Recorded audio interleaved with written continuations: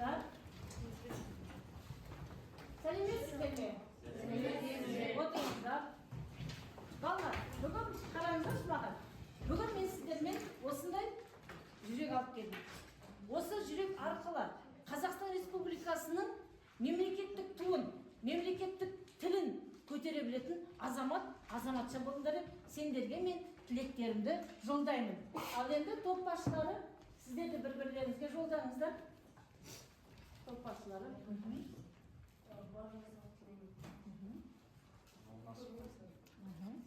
Саған сабақта сәттілік тілеймін. Бәрі жақсы болсын. Жақсы. Ал енді сіздер. Армандарың орындалсын. Аман бол. Беске оқы. Тәрбиелі бол. Күнделіктің беске толсын. Ал, Сәнбар, сен мына топқа жібер, Даянға жібер. Сабақтарың жақсы өтсін. Күнің жақсы өтсін. Беске оқы. Адамға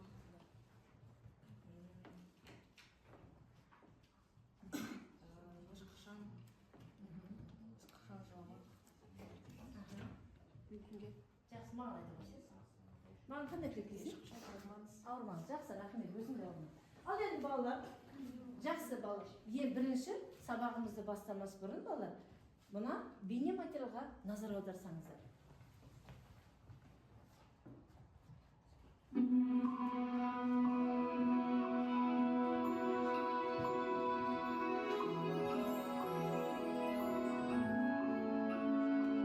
Біз Қазақстанда, ежелгі қазақ жерінде өмір сүреміз.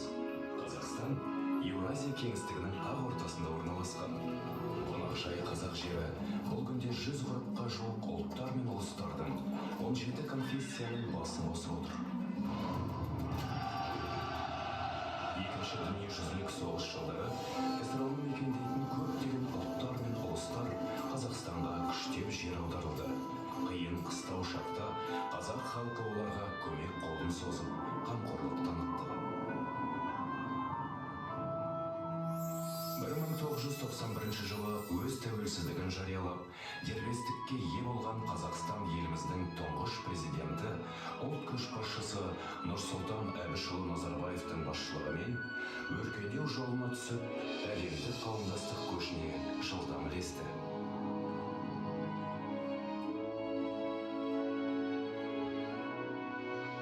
1995 жылы дүниеге келген Қазақстан халықтарының ассамблеясы рухани зияткерлік бағыттардың өміршең болуына ықпалдастық танытуда.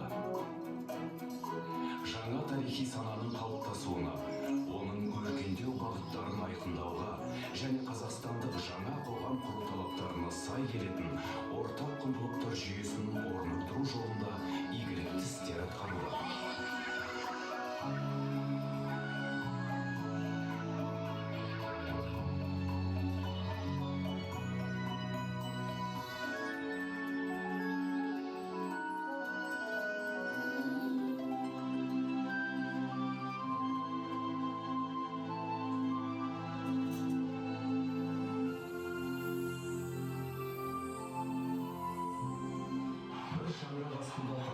Өмір сүріп жатқан ұлттар мен ұлыстар, ортақ отанымыз Қазақстанның жарқын болашақ жолында бір кісідей жұмыла еңбек етуде.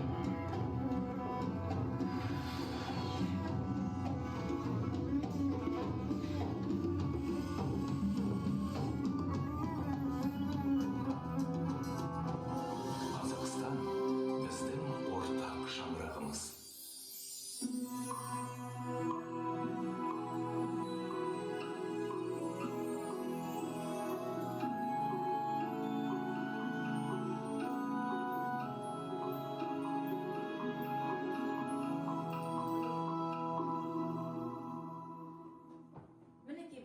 Бейнематериалды көріп көрсеңдер, қандай балалар айтыңыздаршы маған? Бұл бейнематериал не туралы? Қазақстандағы елдер бірлігі. Иә, дұрыс айтасыз. Қазақстандағы елдер бірлігі. Достық туралы, иә. Тағы да кім айтады? Бар ма айтатыныңыз? Қазақстанда тұрып жатқан ұлттардың бірлігі. Өте жақсы, дұрыс айтасыздар. Жарайсыңдар балалар. Сендер жақсы таптыңдар. Яғни бүгінгі біздің тақырыбымызды жақсы таптың. Қол шапалақтап қояйық. Бүгінгі біздің сабақтың байлығымыз. Ал балалар, бүгінгі күнді жазып, дәптерлеріңді, кітаптарыңды ашып, бүгінгі мына бірлік, татулық, достық тобы деп 3 топқа бөлініп отырсыңдар. Бүгінгі жұмыстары жемісті болсын балалар. Ал енді балалар, сендер ашқаша мен сіздерге оқу мақсатын түсіндіріп өтейін. Тыңдайық балалар. Сіздердің әрқайсыларыңыз алдарыңызда бағалау парағы жатыр, балалар. Бағалау парағы осы сабақтан 10 балл, әр тапсырма бойынша 1 балдан қойып отырасыздар. Бірінші аттарыңды жазып қойыңдар. Аттарыңды жазып қойыңыздар балалар. Ал енді балалар, тақтаға қараймыз. Бүгінгі оқу мақсаты. Қандай біздер бүгінгі оқу мақсаты? Идеясы ұқсас, публицистикалық және көркем әдебиет стиліндегі мәтіндердің тақырыбы, құрылымын, мақсатты аудиториясы, тілдік ерекшеліктерін салыстыра талдау керек. Жанрлық және стильдік ерекшеліктеріне сай көркемдегіш құралдарды орынды қолдана отырып, шағын мақала құрастырып жазасыздар және еліктеуіш сөздердің мәтіндегі қолданысын түсінеміз. Ал енді айтыңыздаршы, яғни бүгінгі сабағымызда біз не істейміз? Не істейміз? Және мен айтып келдім. Мақалалар жазамыз, дұрыс айтасыздар тағы. Стилін табасыздар. Құрылымын, идеясын. Дұрыс айтасыздар. Яғни бүгін сіздерге тыңдалым және оқылым тапсырмалары беріледі. Жарайсыңдар балалар. Ал енді балалар, бірінші тыңдалымды тыңдап алайық, балалар.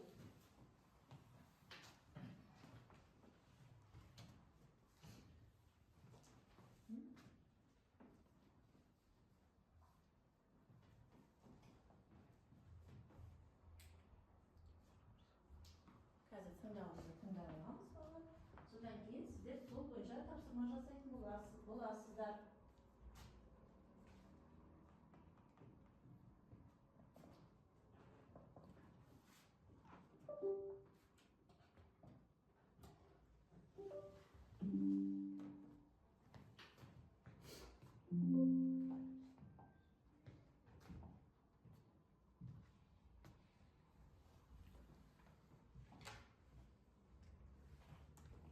Қазақстан кең елім, кең мекенім.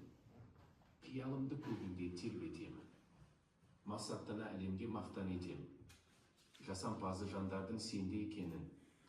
Осыншама жерді елім иемденген. Жауларына кезі жоқ сүйем берген. Қонағына жайып бар жомарттығын.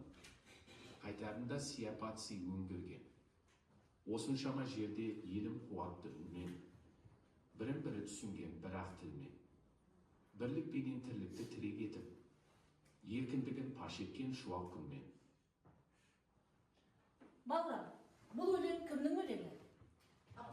Дұрыс айтасыздар, кітапта Абдрахман Асылбек ақынның өлеңі болады, не? Балалар, тыңдалым. Енді осы Абдрахман Асылбек ақынның өлеңі сіздердің алдарыңызда жатыр. Бірінші, бірлік тобы. Бірінші шумағын қайтадан оқып шығыңызшы.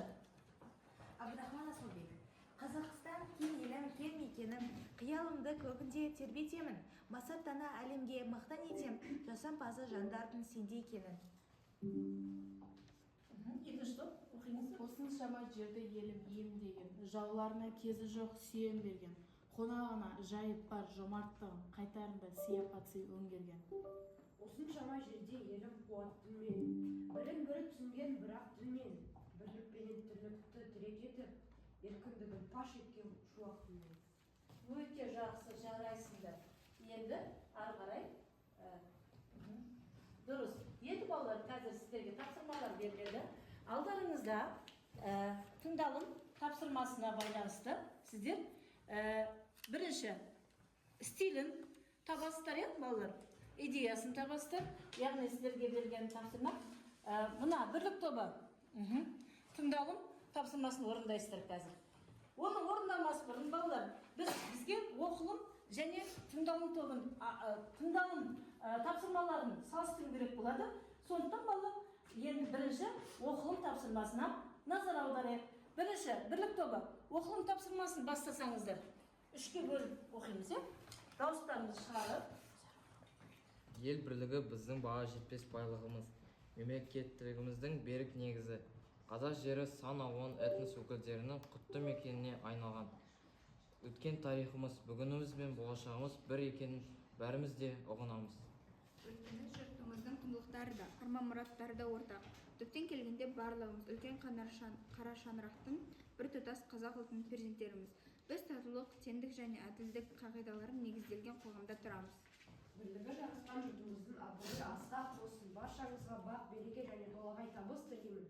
Береке құтты болсын ағай. Өте жақсы, яғни оны көтеріп айтуымыз керек, балалар, қалай ойлайсыздар? Осы мерекелер, осы басқа ұлт өкілдерінің біздің елімізде бір мерекелері бар ма?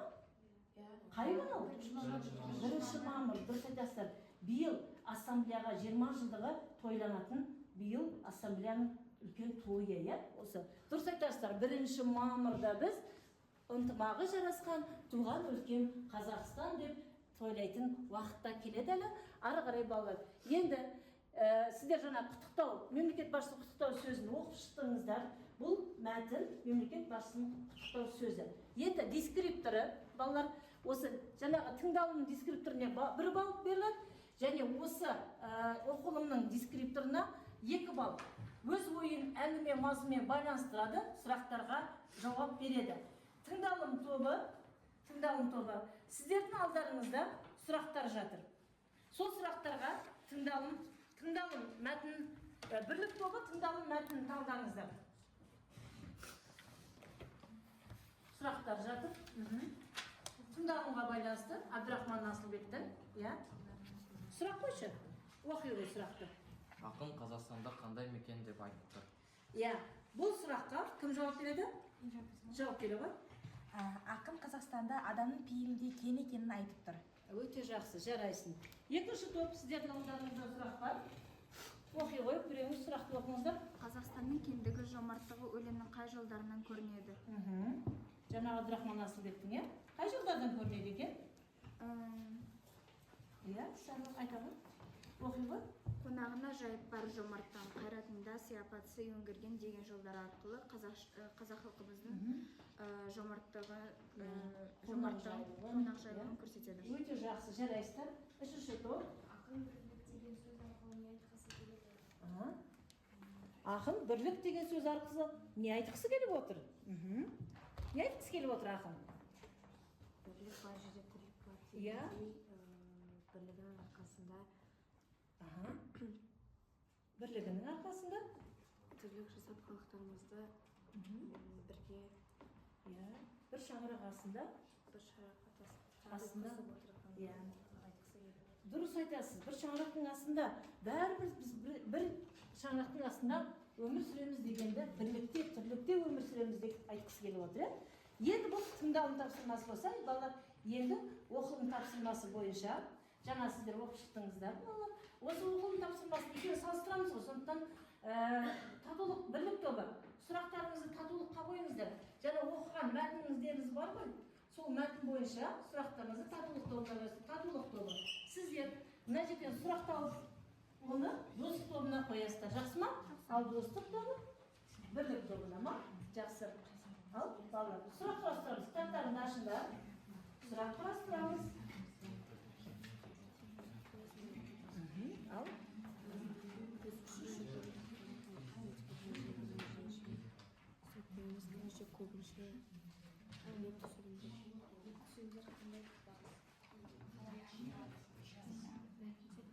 Дәптерлерің бар болса, дәптерлеріңе жазып. Ашқына дәптерлерге жазуға болады. Дәптерге жазып, сұрақтарыңды жазып алыңдар. Жазып оқуға болады. Дәптерлерге жазыңдар ма?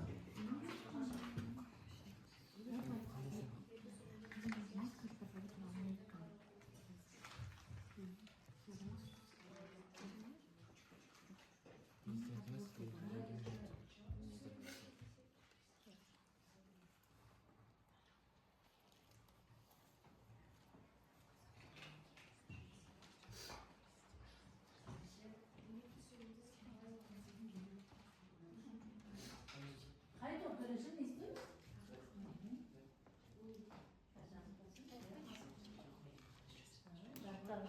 Жұмыс жасаңыздар бірлікте. Жақсы, бірлік тобы жарайсыздар. Қандай сұрақ қоясыздар сіздер? Ал енді татулық тобы сіздер де тыңдаңыздар. Мұқият. Жарайсың. Иманәлі отыра қой. президентimiz ел бірлігі туралы не айтқан? Сәрвар, сіздің тобыңызда кім жауап береді? Азат жауап бере ма? Айта ғой. Елдің бірлігі деп президентіміз бұл бірлікті баға жетпес нағыз байлыққа тың деп ойлаймыз.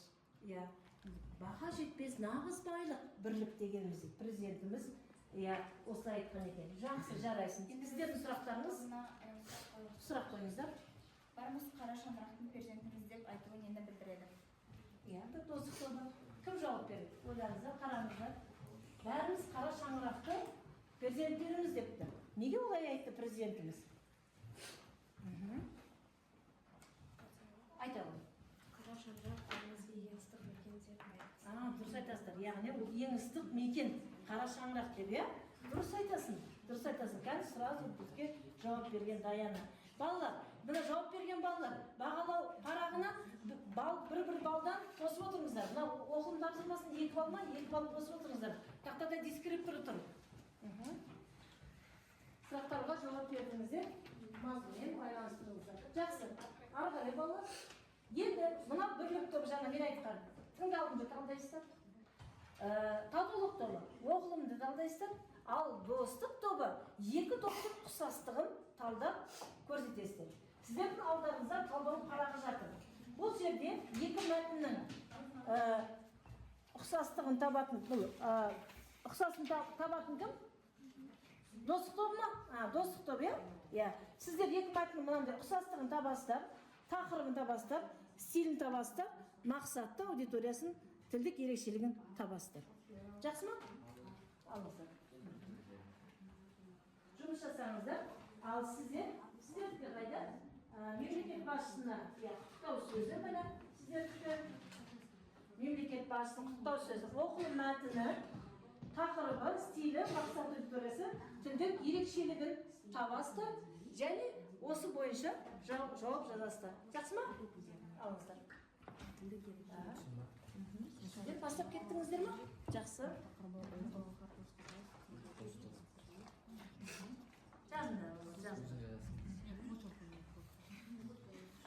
Бірлесіп жұмыс жасаймыз.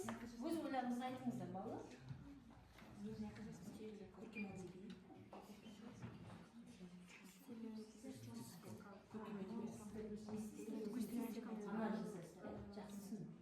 Тақырыбы ұлттарды ұстаған. Қай топ бірінші болады? Сол топ қолымен естілі болып шақырмақтайды.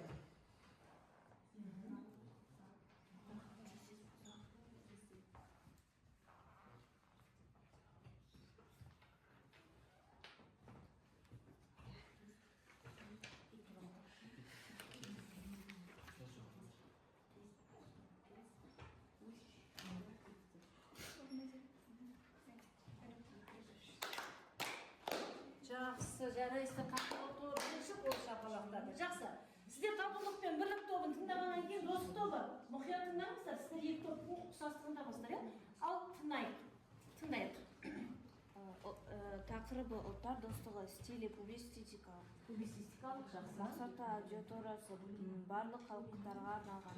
Тілдік ерекшеліктері, қоғамдық саяси лексика сөздері, мемлекеттілігіміз, этнос өкілдері, қағидалар, лекті сөйлем, эмоциямен айтылған бейнелі сөздер, үлкен қара шаңырақ, перзенттеріміз, құтты мекен сөздерін эмоционалды жеткізе білген. Жақсы, жарайсыздар. Ендеше бірлік тобына сөз берейік. Айзере өте жақсы жауап берді. Сіздер қалай талдадыңыздар? Ансар? Абдрахман Асылбек өлеңі тақырыбы ұлттық достығы, стилі көркем әдеби, мақсатты аудиториясы барлық ұлттарға өкілдеріне тілдік ерекшелігі көркем әдеби, экспрессивті, тұрақты, тіркес және эпитеттер деп бар екен, иә? Жақсы, жарайсыздар. Ал енді сіздер айтыңыздаршы, қандай ондай сөздер болды? Ұлжан, айтып жіберші. Қандай ондай көркем образды сөздер?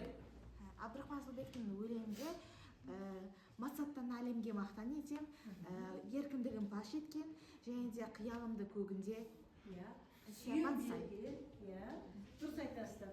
Осы көркем образды сөздер арқылы тыңдауымды сіздер талдап шықтыңыздар. Ал енді достық тобы не естідіңіздер? Енді сіздер не айтасыздар? Екі топты салыстырдыңыздар ма? Ұқсастығын таптыңыздар ма? Тыңдайық.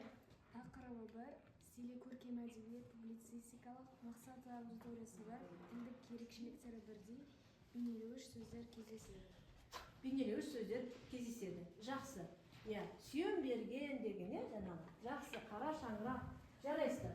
Енді, ары қарай балалар, енді мына әр айтқан балалар, бағалау парақтарыңызды ұмытпаңыздар, бағаларыңызды қойып отырыңыздар. Өзін бағалау парақтарыңызды қойып отыруды ұмытпаңыздар. Ал енді балалар, екі топта да талдадық, дескрипторын білдік. Енді еліктеу сөздер. Балалар, еліктеу сөздер дегеніміз айналадағы табиғаттағы барлық түрлі дыбыстардың, қимыл әрекеттердің, солардың бейнелеуінен шыққан еліктеу сөздер деп атаймыз. Әрі бейнелеуінен шыққан. Мысалға, аспандағы жұлдыздар жымың-жымың етеді. Немесе даладағы есік жердің күшімен сарт етті. Яғни жымың-жымың, сарт, бұлардың бәрі балалар еліктеу сөздер болып саналады. Немесе көктем келе терезенің алдында торғайлар шиқ-шиқ етеді. Қалай ойлайсыздар? Қай жерде бұл жерде еліктеу? Шиқ-шиқ. Туфли тас-тас етті. Жақсы балалар. Ендеше, қазір балалар сіздермен жұмыс жасаймыз. Оны жаңа жолттан алып шығамыз, балалар. Оған дейін, қазір балалар, сіздер де бір сөйлем құрастырыңыздар, өз ойларыңызды. Осы еліктеу сөйлемге. Түсіндіңіздер ме негізі? Кез келген құбылыс, табиғаттағы болсын, жануарлардан, бір сөйлеміне, бір мысалдан келтіріп өтіңіздер.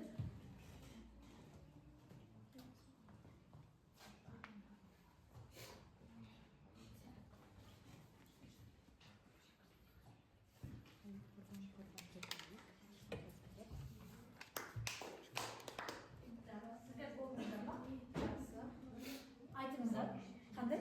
Аю құрбан. Дұрыс айтасыз, аю құрбан етеді дейміз, жарайсың. Жақсы. Достық тобы жарайсыздар. Айтыңыздар, қандай мысал келтірдіңіздер? Балапан шиқ-шиқ етті. Жаңа балапан шиқ-шиқ етті. Бұл жерде еліктеу сөз қай сөз? Шиқ-шиқ. Жақсы, жарайсыңдар. Тағы да сіздер не бар ма? Ал, айтамын. Кім? Жәңгір ма? Айтамын, Жәңгір. Найзағай далада жар-жұрт етті. Найзағай жар-жұрт етті. Жақсы, жарайсың. Отыра ғой.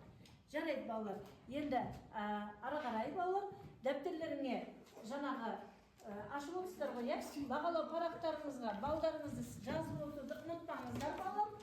Жақсы, жарайсыңдар. Ал енді балалар, біз сіздермен мақала жазамыз. Кітапымызды ашамыз. Кітапты ашсаңыздар балалар, мұнда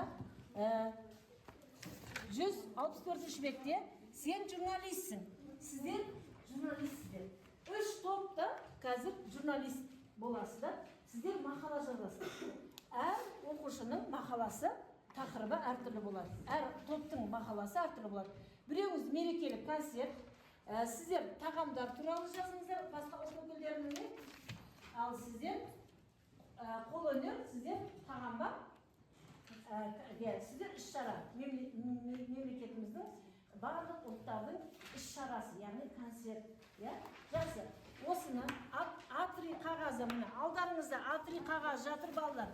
Осы А3 қағазына қазір суреттеріңді салып, балалар, соны мақалаларыңды жазып, тақтаға шығып қорғайтын боласыздар, әр топ. Сондықтан бірлесе, бірлікте, түрлікте жұмыс жасайық. Бастаймыз. Ал бастаңдар. Сурет сала бастаймыз. Мақалаларың бар ма, ойластырыңдар, журналистіңдерсіңдер.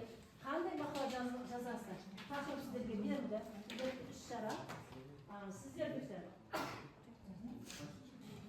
Сіздердікі жаңағы. Сіздердің есімі? Тағамда ойын. Ал сіздерге.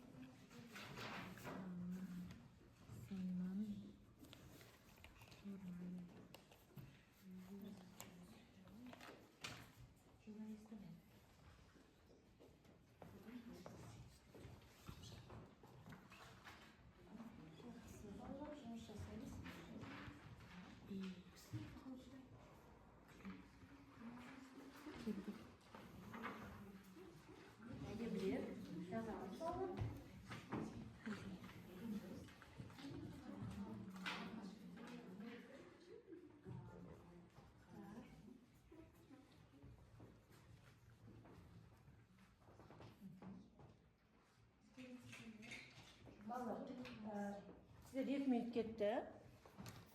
Жұмыс жасаймыз. Әлі сіздерде 5 минуттар уақыттарыңыз бар. Сурет қана емес, мақалдарыңызды жазыңыздар, балалар. Ал, жұмыстарыңызды көреміз. Ойланыңдар, және көмектесеміз.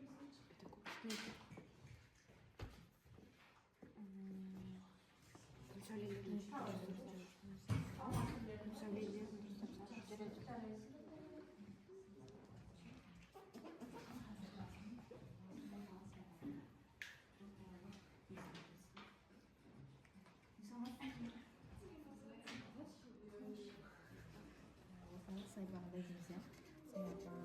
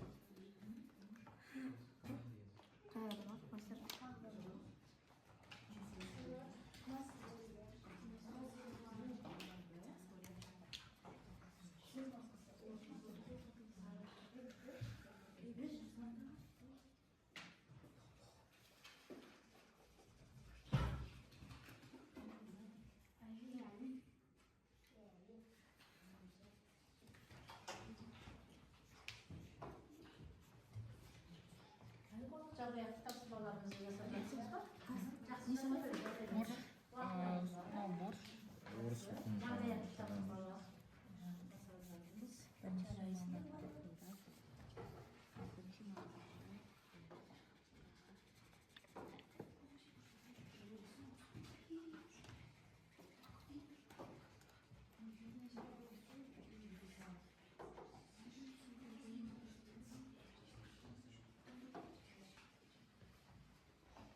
Көркемдік құралдарды қолдануды ұмытпаңыздар, рас па балалар? Екі сөздерді қолдануға болады, иә? Бүгінгі өткен. Ол үшін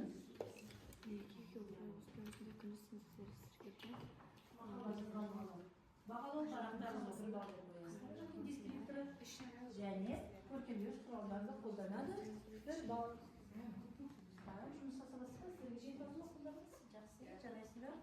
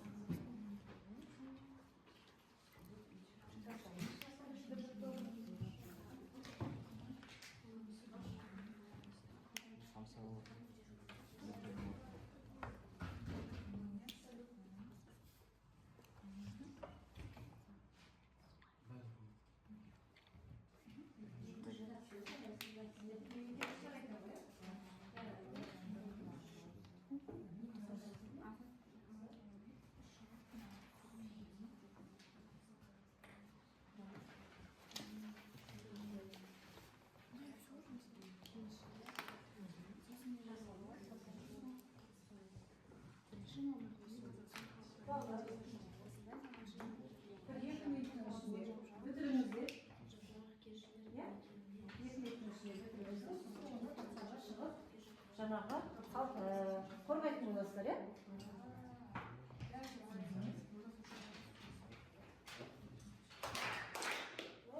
Бізде бірлік тобы бірінші болып қол шапалақты. Жақсы.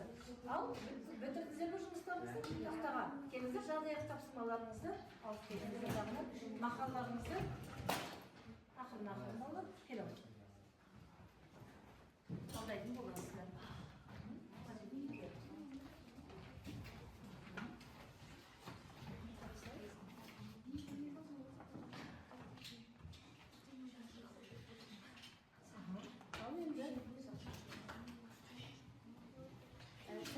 сөздеріме мен Қарағанды қаласының журналисі болып келемін. Бүгін біз Қарағанды қаласының орталық саябағында тұрмыз. Біз қазір Наурыз мейрамын қалай өткізуін көрсетеміз. Көріп тұрғаныңыздай, халық бір-бірімен көңіл көтеруде, сахнада домбыраның дыңғырлаған дауысы естіледі, және де қыздардың қазақ киімін киіп билеп жүруі көре аласыздар. Ал балалар асық айтып көңіл көтеруде. Ал бір шетте әр ұлт өзінің ұлттық тағамын көрсетуде, және де халыққа дәм татуда. Және де әр халықта өз тағамы бар, атап өтейін. Мысалы, бұл өзбек халқының тағамы, ол самса. Бұл өз халқымыздың, қазақ халқының бұл бауырсақ, ал бұл құрт болып келеді. Және де бұл қырғыз халқының ірімшік тағамы.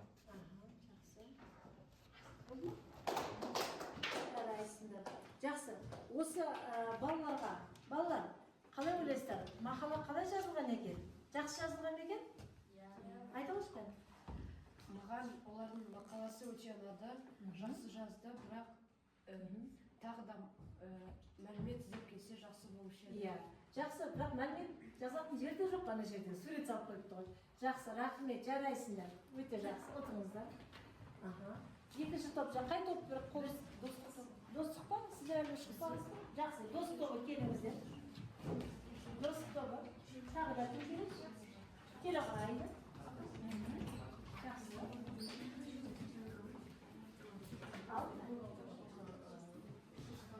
Балалар, тыңдаймыз енді сіздер. Бөлек тобы сіздер тыңдады ғой, тыңдайық. Қазір 1 мамыр күн Қазақстан халықтарының бірлігі күні. Осындай тамаша мерекеге орай Қарағанды қаласының жап-жарық кеншілер сарайында мерекелік концерт өтіп жатыр. Концерттік бағдарламада тарс-тарс етіп, би-билеп ән шырқады. Өте жақсы. Сіздер еліктеу сөздерді қолданыстар. Қандай еліктеу сөздер қолданған? Тарс-тарс және тағы да бір сөз болды. Жап-жарық. Өте жақсы, жарайсыз. Жап-жарық және еліктеу сөздерді тарс-тарс. Жақсы, сіз не айтасыз? Қандай сурет салғансыздар? Біздің суретімізде біз әртүрлі ұлттарды көре аламыз және біздің Қазақстанымыздың туын көре аламыз. Иә. Біздің Қазақстанымыз туын мәңгілік елдіріп тұрсын, е? Жарайсыңдар. Жақсы, отырыңыздар. Жақсы.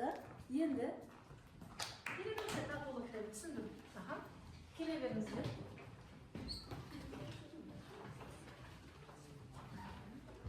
Келе беріңіздер.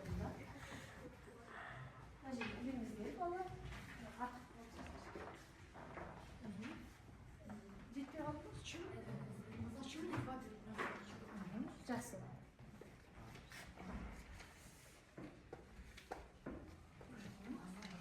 Ал бастай беріңіз. Тыңдайық. Сәлеметсіздер, мен Хамид Жәңгір, Қарағанды қаласының журналисті боламын. Бүгін мен қазақ халқының қолөнер туралы айтқысы келеді. Қолөнер халықтың мәдени мұрасымен тұрмыс тіршілігінің ажырас бөлігі. Қазақстан кілем тоқу, зергерлік өнер, киіз басу, ағаштан әртүрлі ыдыс аяқ жасау, қамшы және тағы да басқалар. Қолөнер халық мәдениетінің айнасы. Бұл өнерлер көп. Олардың бірлері кесте тоқу, зергерлік, ағаш өңдеу, тоқу сияқты әртүрлі салаларды жүзден асады. Бұл біздің қазақ халқының қолөнерлері, қамшы, кесе және кілем тоқу. Бұл ма? Өте жақсы, жарайсыздар. Өте жақсы, бұл бізде татулық тобы. Рахмет, кән бала қол шапалақтап қойып. Өте үлкен іс атқардыңыздар. Жарайсыңдар балалар. Енді балалар, біздің де сабағымыз аяқталуға жақын қалды балалар. Қазір жаңағы шыққан балалар, өздеріңіз бағалы парақтарыңызды қойыңыздаршы балдарыңызды. Көркемөнер құралдарды қолданған балалар 1 балл, мақала жазған балалар 1 балл деп қояды.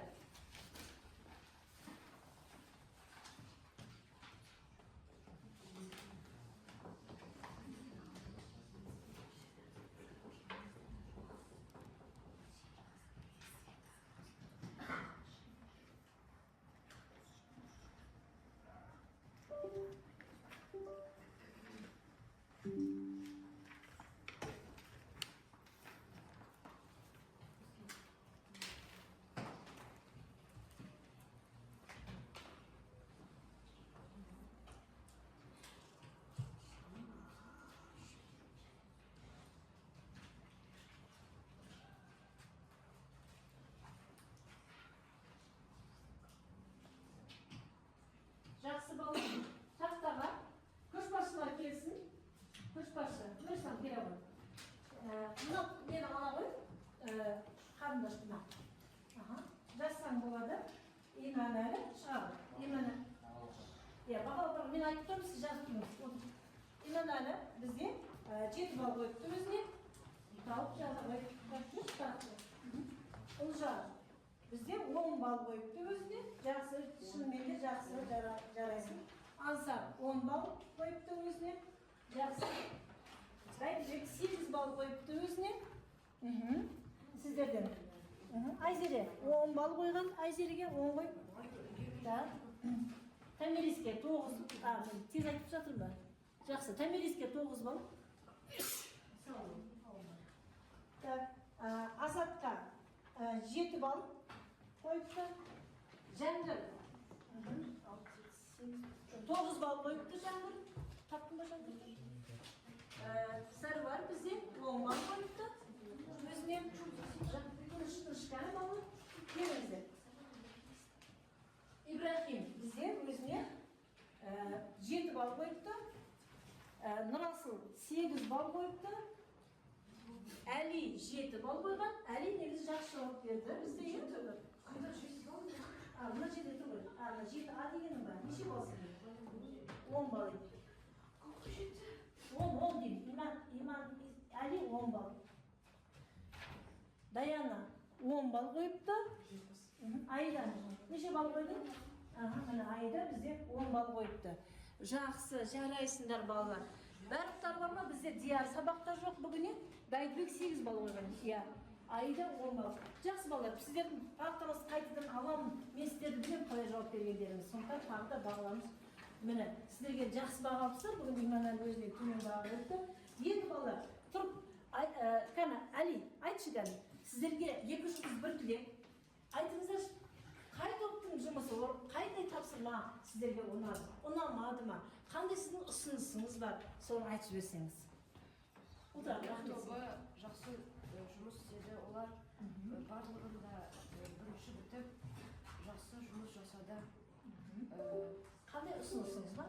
Сондай сабақтар көбірек болса, жақсы болушы еді. Жарайды. Тағы. Екінші топтан біреуіңіз тұрып айтыңыздар, кәл, айта ғой. Маған 2 топтың да жұмыс ұнады, бірақ 1-2 тапсырмада кішкене қосымша ақпараттар жинауға болатын еді. Бізде уақыт болмай қалды ма? Жақсы. Жоғарыда балалар білмей қалды ма? Білмейміз, жақсы. Маған бүгінгі сабақ өте ұнады. Көп әсіресе сабақта ұнаған ол топтық жұмыс.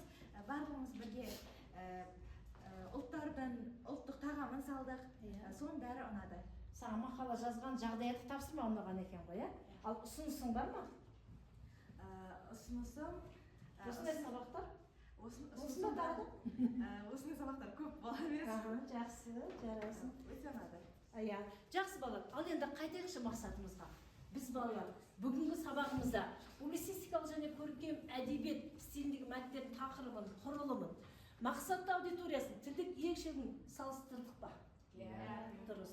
Жанрлық және стильдік ерекшеліктеріне сай көркемдегіш құралдарды қолдана отырып, шағын мақала құрастырып жаздық па? Жақсы. Еліктеуіш сөздерді мәтіндегі қолданысын түсініп, оны қолдана білдік пе? Жақсы балалар, өте жақсы. Біз өзіміздің мақсатымызға жеттік, балалар. Сіздердің бүгінгі алған білімдеріңіз өмірде де үлкен белестерге алып шығады деп ойлаймын. Әрдайым осы қазақ елі, қазақ жері, басқа ұлт өкілдерімен бірлікте, бірігіп, тірлік жасаса, бізден артық ел болмайды. Барлықтарыңыздың рахмет айтамын, барлық еліміз аман, жұртымыз тыныш болсын. Сау болыңыздар.